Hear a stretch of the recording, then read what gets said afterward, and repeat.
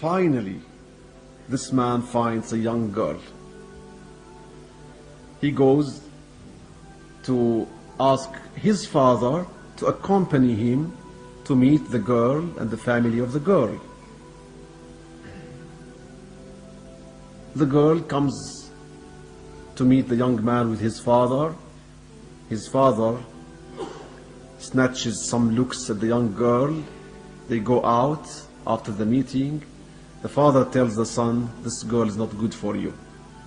This girl befits me.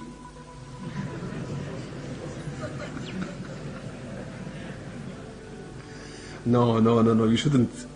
This girl is too good for you. Is suitable only to me. They disagree, and this is a good reason for disagreement, because no father is supposed to be in that position at all, of course. So they disagree, and the son is in love now with the girl, so he wouldn't sacrifice the girl for the sake of his father. The father is already also in love with the girl. He wants the girl for himself. I don't know whether there is any type of such girls you can love at first sight. This is only in poetry. It doesn't exist. Loving at first sight exists only in poetry. Because when people love at first sight and they get married, love should grow. Unfortunately, love wanes, becomes weaker, doesn't grow. True love becomes bigger and stronger. We spoke about this enough anyway. So they disagree. They go to courts. The judge, as corrupt as most judges, even in the Islamic world nowadays, so the judge asks them to bring the girl, to ask her for her opinion. When the judge sees the girl, I can see you know the story. So the judge falls in love with the girl. At one point or another, sometimes you have no control over your emotions.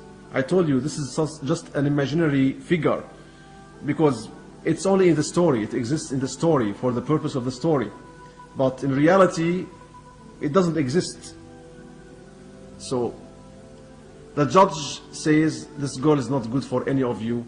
This girl is too good, too beautiful to be to any of you a wife. This girl is suitable only to me. So they take the case to the ruler of the country, to the Sultan. The Sultan again brings the judge, the man, and his son, and the girl. When he looks at the girl, he realizes why they all fell in love with her. He falls in love with her and says, no, the girl should be suitable to me only. Now 4 people are fighting with each other. Every one of them wants to get married to the girl. Okay, next episode after Asr. Now 4 people are fighting for this young girl. She's actually wiser than all of them. She said to them, okay, I'll make a test. I'll run and you run behind me.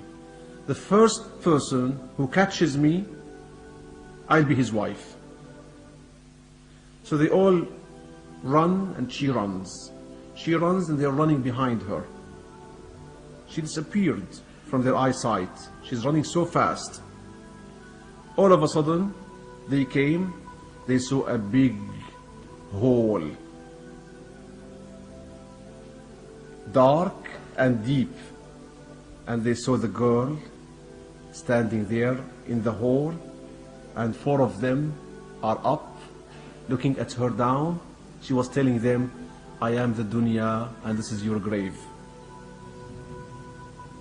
I am the dunya and this is your grave.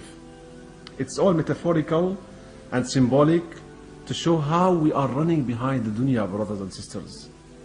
We are running behind the dunya, making every effort to catch the dunya, and the least efforts for our deen. It's just anything extra we have when we are free and when we are really in good shape, then we do something for the sake of Allah. But for the dunya, we never get tired. We never get bored. We have time for every deal. We have time for every new job. We have time for everything for the dunya. And the least we are doing is for the sake of Allah subhanahu wa ta'ala.